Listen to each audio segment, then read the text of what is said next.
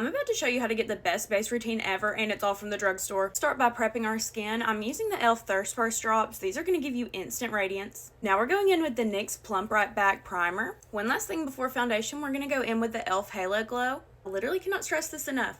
We want healthy, glowy skin before we go in with foundation. If you're more of a matte girl, you can definitely go over top of this with a matte foundation. It's just going to keep your makeup from getting like crusty and dusty throughout the day. For foundation, you're going to want to use the L'Oreal True Match Nude. Oh, and just a side note, in case you didn't know, L'Oreal actually owns Armani, and this foundation is a very good dupe for the Giorgio Armani Luminous. I still just love the way a beauty blender after a brush looks. Just gives it that extra airbrushed effect. This is the L'Oreal True Match Serum Concealer.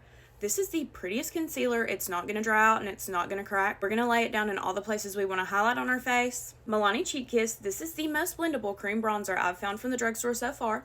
You kind of just lay down the product where you want it to go, and then when you're blending, you just blend up. Another really good tip that I feel like I don't see people sharing that much, go back in with your foundation brush and literally just marry the products together.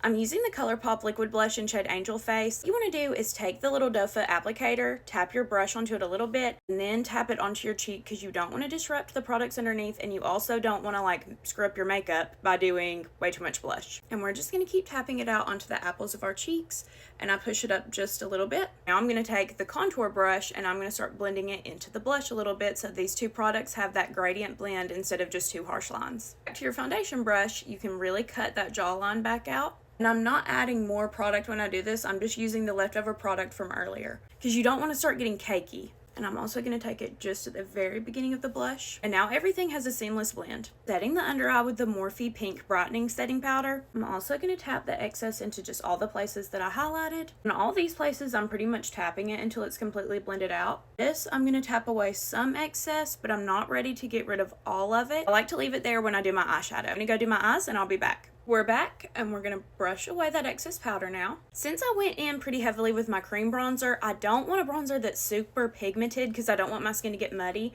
That's why I love this Makeup Revolution cool toned one. I have no choice but to set my cream products because if I don't, they will literally slide off my face. The Milani Baked Powder blushes are literally no joke. I'm just barely tapping out the shade on the apple of my cheek, and this is in Petal Primavera. Just like with the cream products, I'm going to go back in with the powder brush that I used for bronzer, and I'm just going to marry these together. Before we go in with highlighter, use your setting spray first. I'm using the Milani Make It Last. It's mostly dry, but it has a little bit of dampness left, and now we're going in with highlighter. The L'Oreal Infallible Champagne Glow Highlight is a literal dupe for Benefit Cookie, and this is the best base ever. Bye!